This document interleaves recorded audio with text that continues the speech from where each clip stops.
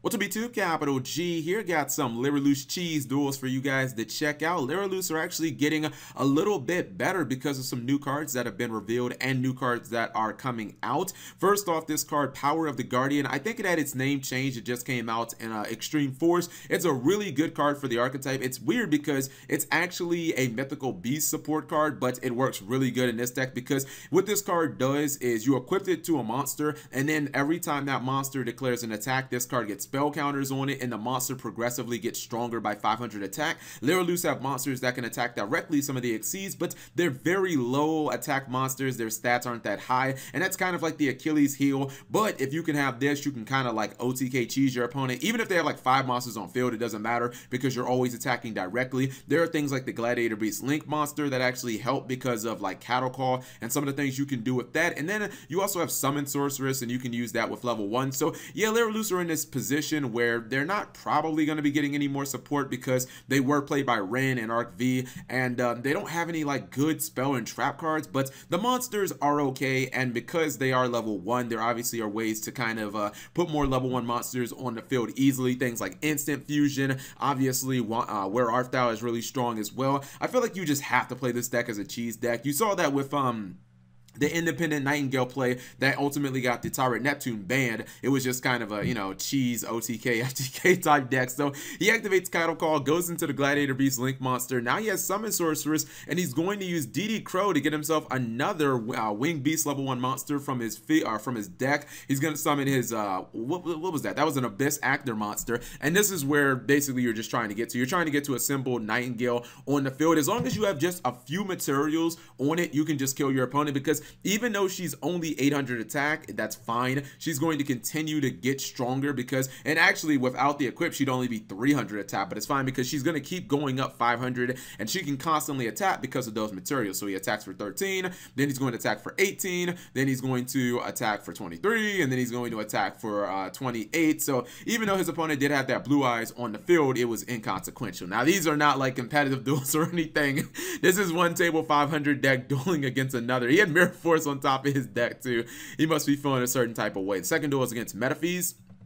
I traditionally sometimes call Metaphys like, I call it occasionally like the ultimate do-nothing deck, because it just feels like if you don't, it feels like the deck just kind of doesn't do anything. Like, unless it has Macrocosmos, I don't know. Metaphys feels like it kind of takes forever to do what it wants to do. So he opens up with Instant Fusion, where Art Thou, I believe he has Jester Confident on the field, and he's going to make a pretty strong play here for assembled Nightingale. He's able to attack for 5,000 damage, 5 attacks, by the way. Now, if he did have the Power of the Guardian equip spell, the duel would have been over. He just would have killed his opponent. What's that face down? Face down is a Pot of Desire. So it was, in fact, a bluff. Nothing that stops his opponent from attacking. And I believe he's actually going to get rid of her. Now, she can't take any battle damage this turn, and she cannot be destroyed by card effects. But, you know, she can obviously still die from other ways. Like, she can't be destroyed by card effects and whatnot, but she can still die, and she ultimately is going to get banished. And I thought at this point, I was like, well, you can't win every duel. He loses his Pendulum Scale as well. Watch what he's going to do with just these couple of monsters, because he has no graveyard. He goes into Recite Starling, and what it does is it actually is going to crash, and his opponent still takes the damage. Shoutouts to Yu-Gi-Oh! Arc V. The search didn't even matter. Yeah, he just took his 0 attack monster. He ran it into his opponent's 3200 monster, and he ultimately won. And if you guys want to see the worst Trickstar player on this planet, this might be that guy. So I believe in this is another duel where actually Trickstar is open really good. He's playing Disturbance Strategy.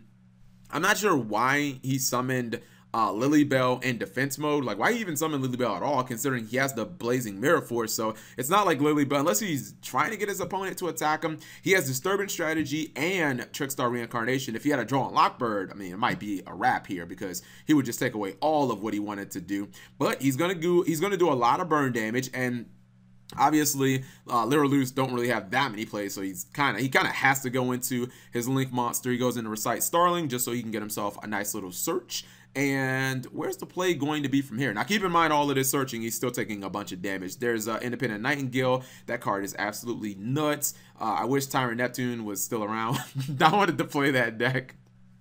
He's putting a bunch of materials. I think he is going to attack into the Mirror Force, but his opponent doesn't realize that she can protect herself. So yeah, he is going to attack into Blazing Mirror Force, but doesn't do anything because it's not destroyed. So neither player is going to take the burn damage, and he's going to be able to attack directly, even though he does lose 200 attack, and he loses 200 attack because he didn't have that material. So he's actually quite close to ending this game. Now here's the problem.